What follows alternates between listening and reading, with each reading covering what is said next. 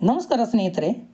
ಇಂದಿನ ಕಾಲದಲ್ಲಿ ಅನೇಕ ಯುವಕರು ಶಿಕ್ಷಣ, ತಂತ್ರಜ್ಞಾನ ಮತ್ತು ಜ್ಞಾನದಲ್ಲಿ ಮುಂದೆ ಸಾಗುತ್ತಿದ್ದಾರೆ. ಆದರೆ ಒಂದು ಪ್ರಶ್ನೆ ಕೇಳೋಣ, ಜ್ಞಾನ ಹೆಚ್ಚಾದಂತೆ ಹಿರಿಯರಿಗೆ ಗೌರವವೂ ಹೆಚ್ಚಾಗುತ್ತಿದೆಯೇ? ಅನುಭವ ಎನ್ನುವುದು ಯಾವುದೇ ಪುಸ್ತಕದಲ್ಲಿ ಸಿಗುವುದಿಲ್ಲ. ಅದು ಜೀವನ ಕಲಿಸಿದ ಪಾಠ.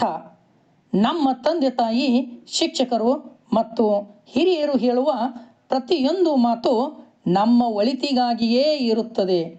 ಇಂದು ಕೆಲವರು ನನಗೆ ಎಲ್ಲವೂ ಗೊತ್ತು ಎಂಬ ಅಹಂಕಾರದಿಂದ ಹಿರಿಯರ ಮಾತನ್ನು ಕೇಳುವುದಿಲ್ಲ, ವಿರೋಧಿಸುತ್ತಾರೆ.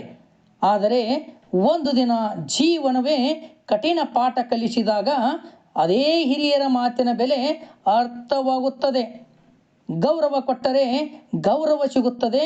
ವಿನಯದಿಂದ ಕೇಳಿದರೆ ಜ್ಞಾನ ಬೆಳೆಯುತ್ತದೆ. ವಿರೋಧದಿಂದಲ್ಲ, ಸಂವಾದದಿಂದ ಕುಟುಂಬವು ಬೆಳೆಯುತ್ತದೆ, ಸಮಾಜವೂ ಬೆಳೆಯುತ್ತದೆ. ಯುವಕರೇ, ಹಿರಿಯರ ಪ್ರತಿಯೊಂದು ಮಾತು 100% ಸರಿ ಎನ್ನುವುದಿಲ್ಲ.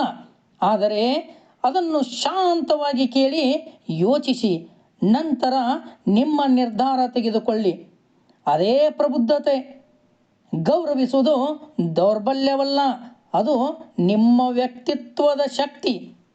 ಬನ್ನಿ, ಜ್ಞಾನವನ್ನು ಬೆಳೆಸೋಣ, ಸಂಸ್ಕೃತಿಯನ್ನು ಉಳಿಸೋಣ, ಹಿರಿಯರನ್ನು ಗೌರವಿಸೋಣ, ಅವರ ಅನುಭವದಿಂದ ಜೀವನವನ್ನು ಇನ್ನಷ್ಟು ಸುಂದರವಾಗಿಸೋಣ.